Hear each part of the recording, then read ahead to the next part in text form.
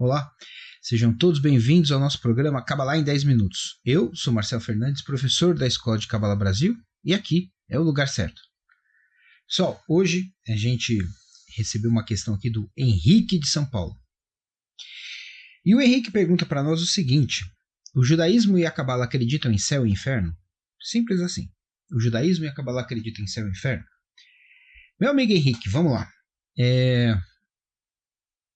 No judaísmo, de uma certa forma, sim. Né? Vai depender aí a explicação de exatamente como é que isso funciona. Talvez tenha alguma diferença de um rabino para o outro. Se você tiver a oportunidade de encontrar algum rabino explicando sobre isso, tem a ideia do que é chamado Sheol, que é a ideia do inferno. Ok?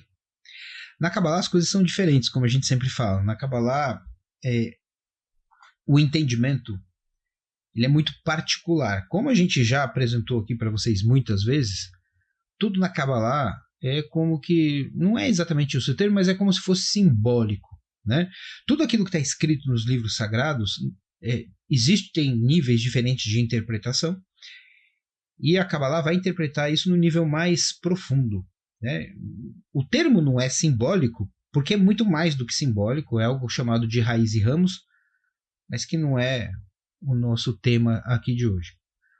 Portanto, como eu já disse aqui muitas vezes, quando se fala de montanha, num livro sagrado, não está se falando de um acidente geográfico que tem um acumulado, assim, um relevo muito alto, talvez de pedra, terra. Montanha não é montanha, né? Leão e cobra não são animais. Mulher não se refere a uma pessoa do sexo feminino, assim como homem não faz uma referência exatamente a uma pessoa do sexo masculino. Criança não são pessoas de pouca idade, assim como idosos não são ou ancião não são necessariamente pessoas de idade avançada. Tudo na Kabbalah tem uma outra conotação. Chuva, por exemplo, quando a gente vê lá a chuva de Noé, 40 dias e 40 noites, não está falando exatamente sobre um dilúvio, onde teve uma chuva que caiu água do céu. É outra história. Portanto, embora exista o conceito de Sheol, que é o conceito do inferno, não é para a gente interpretar da mesma maneira. O que a gente imagina? Cada tradição, cada cultura vai ter uma ideia do que seria esse tal de inferno. Né? No geral, aqui no Ocidente, né, principalmente o pessoal que teve uma educação cristã, a gente tem aquela ideia de que a gente comete muitos pecados ao longo da nossa vida e que isso tudo vai entrar numa espécie de contabilidade do Senhor e que no momento da nossa morte deve ter um anjo ou São Pedro ou sei lá o que, alguém que vai receber a nossa alma, que no nosso entendimento é a nossa consciência que vai para lá. Algumas pessoas imaginam isso até como tendo a nossa aparência com mãos, pernas e etc, todas as partes do corpo. Outras pessoas talvez não pensam que é assim, mas de uma forma geral, a nossa identidade, a nossa consciência é separada do corpo e a gente vai para uma espécie de dimensão que não é física, onde a gente encontra com outras identidades, que podem ser os santos, os anjos ou os demônios, seja lá como for, e que é determinado de acordo com a maneira como a gente viveu a nossa vida, para onde é que a gente vai. Se a gente vai para o céu ou se a gente vai para o inferno.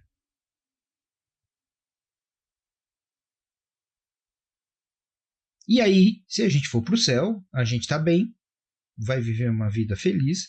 E se a gente não se comportou muito bem, nós seremos castigados eternamente no inferno. Tem também a noção de purgatório, que é quando a gente ficou de recuperação, né? Quando a gente ficou de DP na matéria e aí precisa fazer algum tipo de trabalho para recuperar os poucos pontos que faltaram para a gente ir para o céu e assim por diante. Se a gente observar isso com seriedade, a gente vai ver que é um modelo muito parecido com o que a gente tem no nosso mundo, quase que uma cópia. Né? Você vai estar diante de uma pessoa, de um anjo, talvez até do próprio Deus, mas que normalmente a gente imagina com forma humana, que vai funcionar como uma espécie de juiz, que vai olhar para você e vai entender como é que rolou a sua vida e vai te sentenciar ao bem ou ao mal, né? Ao céu ou ao inferno. E aí, se você for para o inferno, vai funcionar como uma espécie de masmorra, de prisão medieval, onde você vai passar a eternidade em sofrimento. Veja, qual seria o propósito de Deus de criar um lugar obscuro ou cheio de fogo, sei lá, onde as pessoas ficassem lá queimando e ardendo por toda a eternidade. Acho que a única coisa que isso atende é a nossa sensação humana de vingança. Né? A gente quer que as pessoas que a gente julga ruins que paguem, que queimem no fundo do inferno. Mas veja, não é humano demais isso? Não é? Parece o mesmo modelo. Parece que não muda muita coisa, né? Parece que a mesma regra, as mesmas formas, né, de punição ou de recompensa que são aplicadas aqui vão ser aplicadas do outro lado. Então, a nossa vida material parece que não tem muita diferença se você está encarnado ou se você morreu, né? Se você está desencarnado. Na verdade, a gente deve pensar outra coisa aqui. Só para cutucar um pouco aqui a nossa inteligência, pensa aqui comigo o seguinte, um exemplo bem polêmico. Imagina que uma determinada fábrica de automóveis fabricou um determinado modelo que tem problemas no freio. E isso não foi detectado e muitos acidentes começam a acontecer com as pessoas que compraram aquele carro. A pergunta, se o acidente está acontecendo por conta de um defeito de fabricação, a culpa é do motorista? Porque afinal de contas era ele que estava dirigindo? Se em algum momento o freio falha na estrada e um acidente mais grave acontece, a culpa é do excesso de velocidade do motorista? Ou da falta de freio? Se a gente olhar, a culpa é do carro, que é um objeto inerte que simplesmente foi fabricado com defeito? Ou a culpa é da fábrica, que foi irresponsável de entregar ou disponibilizar à venda um modelo de automóvel que tem tantas falhas no freio e está tirando tantas vidas assim? Quem é o responsável? O motorista, o carro ou a fábrica? Entende? Então, meu amigo, minha amiga, se a gente tem problemas, se a gente é incapaz de fazer a bondade nesse mundo, quem foi que nos fez? Pois é, isso daqui é polêmico, né? Isso daqui é polêmico. Quem foi que nos fez? Então, se a gente foi feito com defeito, por que a culpa vai ser minha? Veja, isso aqui não é maligno, não, o que eu estou falando. Eu estou botando a coisa numa outra perspectiva aqui para nós.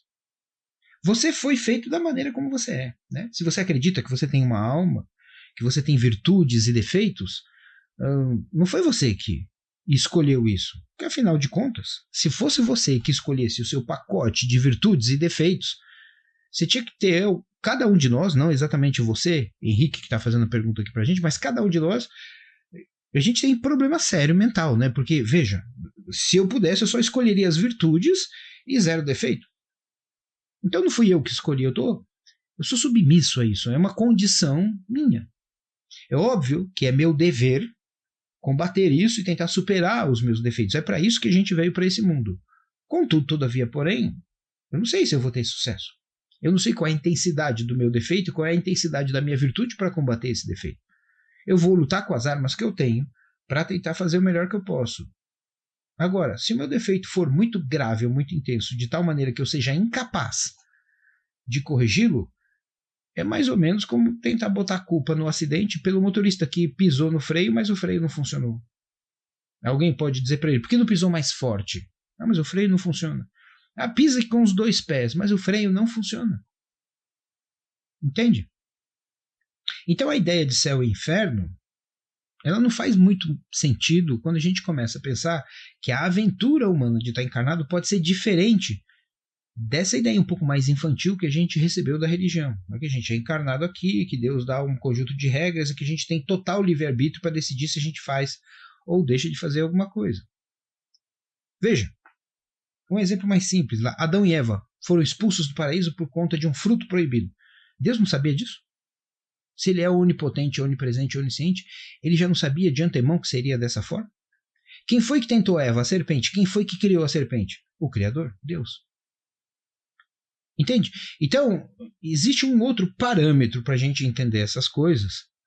E eu posso dizer para você que o inferno existe e ao mesmo tempo não existe. Né? Ele existe no sentido de que existe um processo de sofrimento que a gente encontra na medida em que a gente evolui e observa o que nós fomos até antes desse momento de evolução.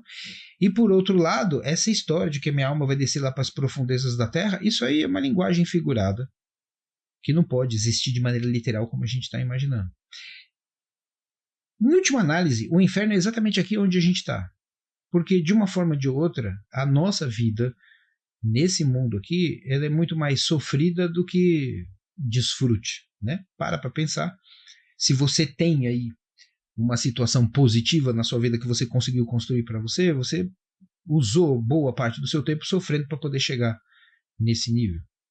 Mesmo que você esteja bem, que tenha feito tudo certo, sempre tem alguém que interfere no meio do caminho, fora do seu controle, e acaba criando algum tipo de problema, algum tipo de aborrecimento. O inferno, na verdade, é o nosso estado de egoísmo e de cegueira espiritual, que é um assunto para a gente falar de uma maneira mais profunda numa outra ocasião. Mas eu acho que a gente não precisa continuar pensando nessa ideia de que vai ter um duplo seu, um fantasminha seu, que vai chegar num lugar, vai encontrar lá alguém, vai fazer um julgamento e depois vai te mandar para o andar de baixo. Isso não faria muito sentido, porque se Deus quisesse que a gente fosse perfeito o tempo todo, ele já nos teria feito perfeito.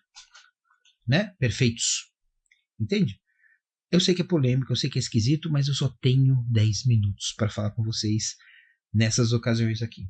Tá bom? Quem quiser saber mais, continue mandando perguntas para a rádio, né? Basta enviar para o WhatsApp da rádio. E para quem quiser estudar com a gente, se você estiver na rádio, basta fazer um clique no banner da rádio. Se você estiver vendo a gente pelo nosso canal no YouTube, basta continuar navegando aqui no YouTube, você vai encontrar mais uma porção de coisas e se inscreva, porque sempre tem alguma novidade aqui na descrição do vídeo. Espero ter ajudado vocês e até o próximo programa Kabbalah em 10 minutos.